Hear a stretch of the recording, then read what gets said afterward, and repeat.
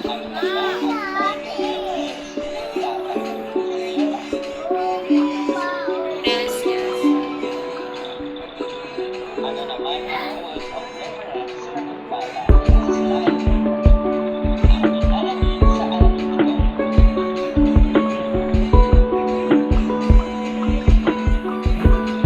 Masasabi kong gumagalaw ng isang tao, bagay, hayop, na nagpapili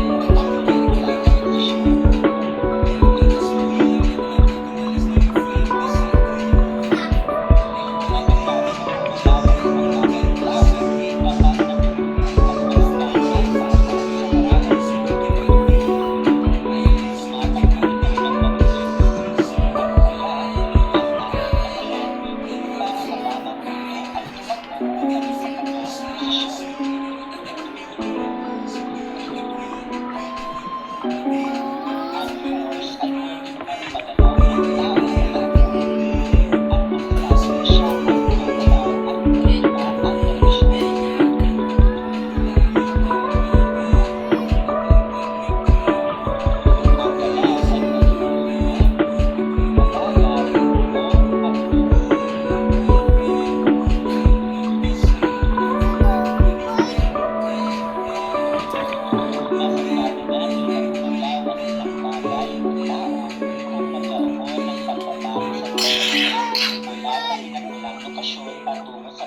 sa larangan.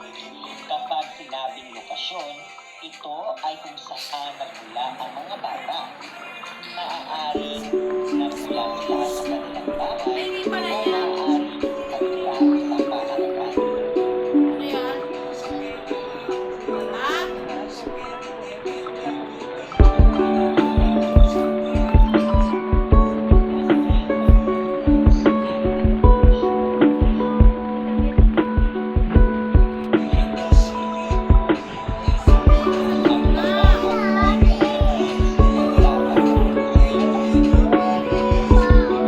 yes.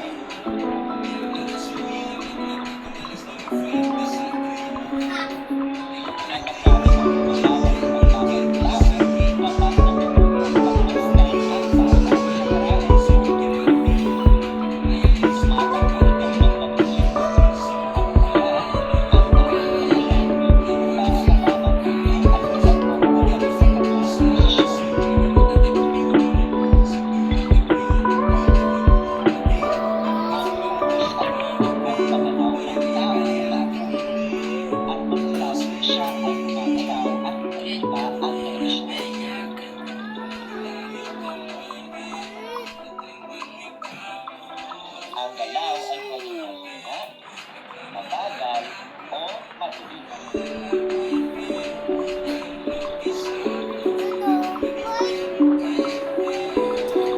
Masasabi natin na gumalaw ang isang bagay o tao kung nagkaroon ng pagbabago sa mula sa pinagmulang lokasyon patungo sa bagong lokasyon niya. Kapag sinabing lokasyon, ito ay kung saan nagmula ang mga bata. Maaaring nagmula sila sa kanilang bahay o maaaring nagmula sa paaralan. Ano yan?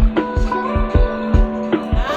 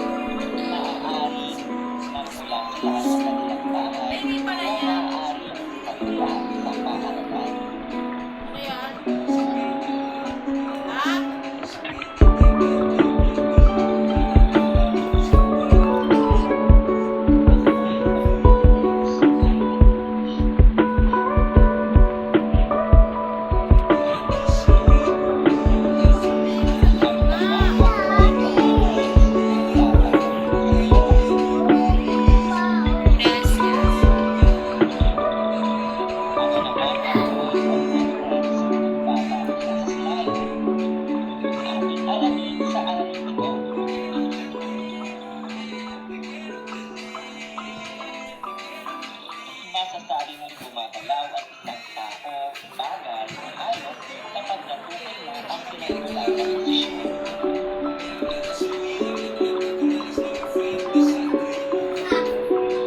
Masasabi mong gumalaw ang isang bagay o tao kapag natukoy mo ang husgan at basa sa paralan. Tumatangkad ito ng mabilis at kaya ang tanging dahilan para malaman mo ang isang mahuhuli sa kanyang posisyon.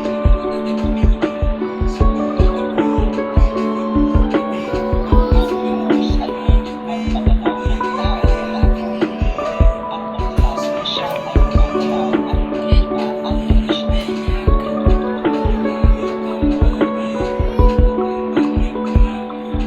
Ang galaw ay pagtutulungan, mabagay, o malinis.